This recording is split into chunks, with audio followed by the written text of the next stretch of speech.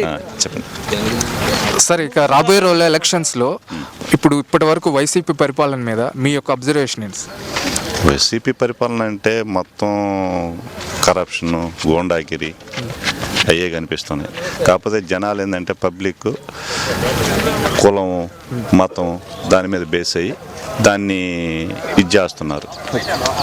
యాక్చువల్గా డబ్బులు కమ్ముడు పోకుండా కులానికి విద్య అయ్యకుండా ఉంటే ఈడ జగన్ కాదు చంద్రబాబు నాయుడు కూడా గెలవడు.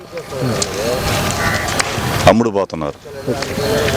సార్, మన నెల్లూరు సిటీలో నారాయణ గారు గెలిచే అవకాశాలు ఎలా ఉన్నాయి? అంటే లాస్ట్ టైం కూడా తక్కువ మార్జిన్తోనే వాళ్ళు ఓడిపోయారు. గాలిలో అసలు నారాయణ గారు ఊడని కొట్టుకుపోతాడు. ఇప్పుడు రేపు గాలి తోలిందనుకో, పులివెందల్లో నిజమైన ఓటింగ్ జరిగితే జగన్ కూడా గెలవడు. నిజమైన ఓటింగ్ అంటే దొంగ ఓట్లు కాకుండా వాళ్ళు ఎవరైతే ఉన్నారో వాళ్ళ చేత ఓటు వేపిస్తే జగన్ కూడా గెలవడు. ఏడు కూడా అంతే, గాలి తోలింది కాబట్టి గాలి ఎవడని కొట్టుకుపోతాడు. ఇందిరాగాంధీ కూడా ఓడిపోయింది. అది ఇప్పుడు నెక్స్ట్ నిజమైన ఓటు అంటే ఓట్లు తీసేయకుండా జనాల చేత నిజంగా ఓటు వేయించి ఇది చేస్తే 1% కూడా గెలిచే ఛాన్స్ లేదు జగన్మోహన్ రెడ్డి. ఇంకా అలా కాకుండా ఏదో జరిగిందనుకో ఏమైనా జరగవచ్చు. చెప్పండి. నెల్లూరు సిటీ విషయానికి వస్తే నారాయణ గారు ఏమైనా గెలిచే అవకాశం ఉంటుంది సార్? అది చెప్పేది. ఈ సీక్వెన్స్లు అయితే నారాయణ గెలుస్తాడు, ఇంకొక ఆయన గెలుస్తాడు.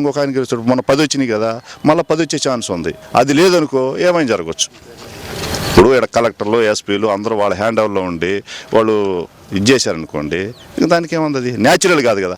న్యాచురల్గా అయితే పులివెందల్లో కూడా జగన్మోహన్ రెడ్డి గెలవడు న్యాచురల్గా అయితే. ఇంకా దాని తర్వాత ఏమైనా చెప్తే ఏమైనా జరగవచ్చు.